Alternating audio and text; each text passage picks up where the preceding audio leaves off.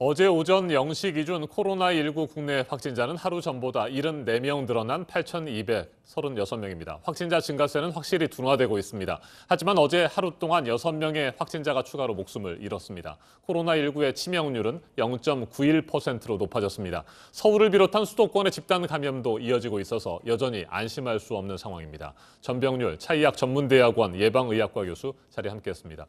어서 오십시오. 네, 안녕하세요. 네, 교수님. 국내 신규 확진자가 이틀 연속으로 두 자릿수 대수를 기록했습니다. 추이를 보면 전체적으로 말이죠. 둔화세가 이어지고 있고 안정 국면으로 접어들 수 있다. 이런 기대도 가져도 되겠습니까? 네, 사실 지금 대구 경북 지역의 신천지 교회와 관련된 집단 발병 양상은 이제 어느 정도 진정세에 접어들었다고 네. 볼 수가 있습니다.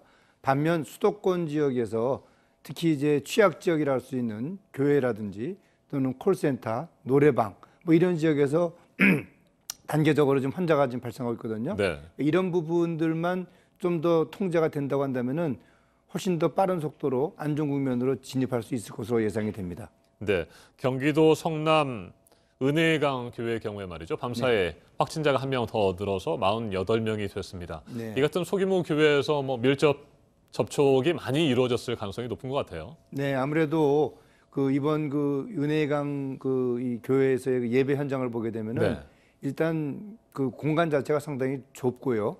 또 그다음에 예배를 전후로 해가지고 이 신도들의 건강을 또 관리한다는 측면에서 분무기를 이용해서 입에다 손에다 소금물을 뿌리는 네. 현장을 볼 수가 있었습니다. 이런 것들이 어떻게 보면 집단 감염을 더 촉진시키는 그런 역할을 한 것으로 추정을 하고 있고요.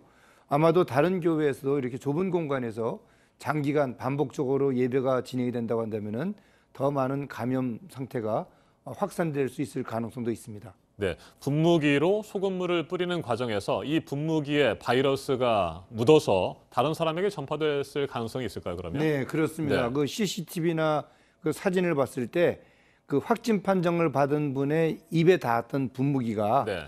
다른 사람에게도 반복적으로 사용되는 것을 확인할 수가 있었습니다. 그러니까 이러한 행위는 결국은 바이러스를 바로 다른 사람의 입에다가 뿌리는 행위하고 똑같습니다. 그렇기 때문에 잘못 알려진 그런 정보를 가지고 오히려 건강을 더 해치는 그런 결과를 초래했습니다. 따라서 우리 일반인들이 잘못 알고 있는 그런 건강 정보 이런 것들을 통해서 오히려 감염병이 확산될 수 있다는 점을 우려해서 반드시 정확한 그런 내용을 가지고 건강관리에 유념을 해주셔야 되겠습니다. 네, 어제 하루 동안 대구와 경북 지역에서 5명의 사망자가 또 나왔고요. 네. 전국적으로 보면 6명의 사망자가 발생을 했습니다. 고령의 중증 환자들 여전히 입원해서 치료를 받지 못하고 있는 분들이 많은 것 같아요. 이건 어떻게 보십니까? 네, 아무래도 이제 이번 코로나19의 특징이라고 하는 것은 고령 연령층 그리고 또 당뇨병이나 심장 질환이 있는 분들의 경우가 이제 치명률이 상당히 높습니다. 네. 따라서 이런 분들에 대한 집중적인 관리가 현재 그 의료진들이 특별히 신경을 쓰고 있는 부분인데요. 70대나 80대 연령층의 경우에는 그 치명률이 더 높습니다. 현재 평균 전체 치명률은 0.91로 돼 있지만 이 고연령층에서의 치명률이 더 높기 때문에 그러한 연령층에 대한 집중적인 치료, 관리 이런 것들을 통해서 전체 치명률을 낮추는 그런 노력이 필요하다고 생각을 합니다. 네, 중증 환자들이 더 악화되는 것을 막기 위해서는 시급하게 입원 치료를 해야 되는 것 아니겠습니까? 그런데 여전히 병상 확보가 어려운 것은 경증 환자들 중에 말이죠. 생활치료센터로 옮기기를 거부하는 사람들이 많아서라는 분석도 있어요. 이 부분은 어떻게 해결해야 된다고 보십니까? 네, 사실 이제 경증 환자들의 경우에는 대부분 이제 자연스럽게 치료가 되거나 네. 또는 이제 특별한 그런 이 약물 투여 없이도 상태가 호전될 수 있는 분들입니다. 따라서 이분들은 의료진들의 그런 조언에 적극적으로 협조를 해주셔야지만이 폐렴 등의 증상이 있는 소위 말하는 중증 환자들이 의료기관에서 적절하게 진료를 받을 수가 있습니다. 그러한 부분들을 적극 협조해 주시는 것이 중요하고요. 또 의료기관의 경우에는 이런 중증 환자들을 진료할 경우에 급격히 또 폐렴 증상이 악화될 수가 있습니다. 네. 이 폐렴 증상이 악화가 되게 되면은 산소 공급이라든지 또는 기계적 호흡 장치가 반드시 필요합니다.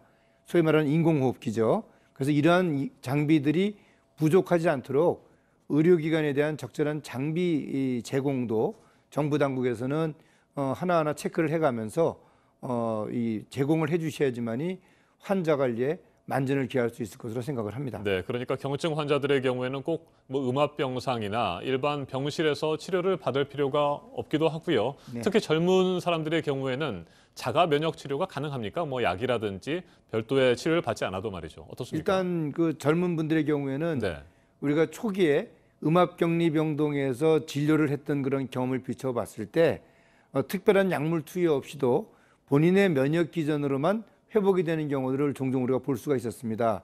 이러한 이 상황은 현재도 거의 이제 그 같은 형태로 지금 제공이 되고 있는데요.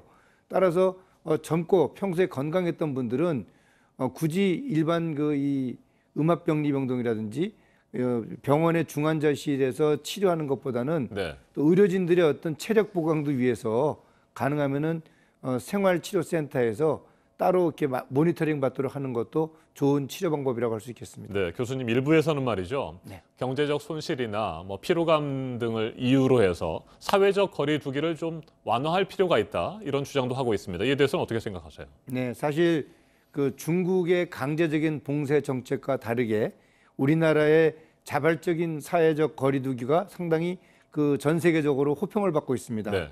소위 말하는 인권 중심 또 민주화의 그런 상징이다 이렇게 되어 있는데요.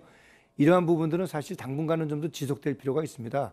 우리 국민들께서 조금은 힘드시더라도 이 코로나19의 확산을 방지한다는 차원에서 자발적인 그런 사회적 거리두기를 당분간은 계속해서 참여해 주시는 것이 저는 이 시점에서 상당히 필요하다 그렇게 생각을 하고 있습니다. 네, 그런 차원에서 교육부가 유치원과 초중고등학교의 개학을 당초 23일에서 2주 더 연장하는 부분은 필요하다. 그 부분에 대해서는 동의하시는 겁니까? 네, 뭐 사실 그 아이들이 학교에서 위생 교육이나 이런 거 받는 것도 중요하지만 네.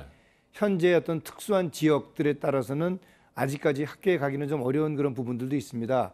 따라서 이제 그러한 부분들을 고려했을 때 한 1, 2주 정도는 그 자가에서 이제 위생 교육도 받으면서 또 이 다수의 학생들과 접촉하는 것들을 좀 피하는 그런 형태에서 일정 부분 그 개학을 연기 조치하는 것은 불가피한 조치가 아닌가 그렇게 생각을 하고 있습니다. 네, 이탈리아를 비롯한 유럽의 상황이 아주 심각하고요. 그곳에서 우리나라로 들어온 입국자들 가운데 확진 판정을 받는 사람들도 꽤 있거든요. 그래서 그렇지 않은 증상이 없는 사람들의 경우에도 뭐 2주 동안 집에서 자가 격리를 해야 된다 이런 얘기들이 나오는데 실제로 집안에 있어야 되고 밖으로 나가서는 안 되는 겁니까? 유럽에 있다 네. 들어온 사람들 말이죠. 사실 지금 중국이 취하고 있는 방법이 입국자들에 대해서는 그 강제적인 이 자가격리 형태를 취하고 있지 않습니까? 네. 입국자 그 방안으로 14일을 격리를 하고 있는데요.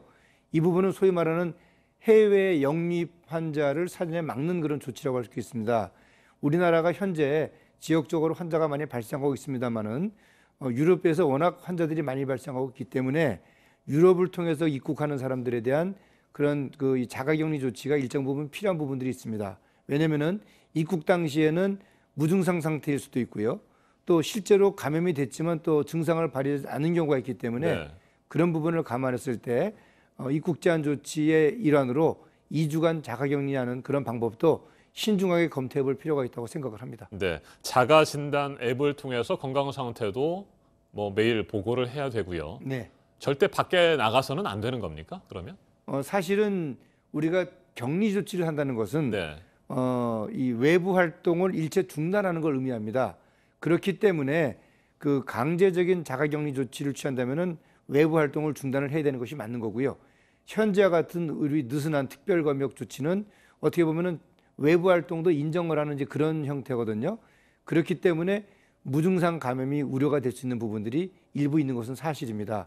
따라서 이 유럽을 통해서 입국한 분들은 유럽의 상황이 워낙 위중한 네. 심각한 상황이기 때문에 2주 정도는 사회적 거리두기 차원에서 외부 활동을 자제하는 것이 어떤 면에서는 대단히 중요한 그런 이 위생 수칙 지키는 그런 활동이라고 할 수 있겠습니다. 네, 무조건 집에만 있어야 하는 강제 조항은 아니지만 가능하면 최대한 집 안에서 생활하는 것이 좋겠다 이런 말씀이신 것 같고요. 네, 그렇습니다. 집 안에서는 어떻게 생활을 해야 됩니까? 다른 가족들이 있잖아요. 일단 격리 조치라는 것은 그 다른 사람과의 접촉을 피하는 것이 격리 조치입니다. 네.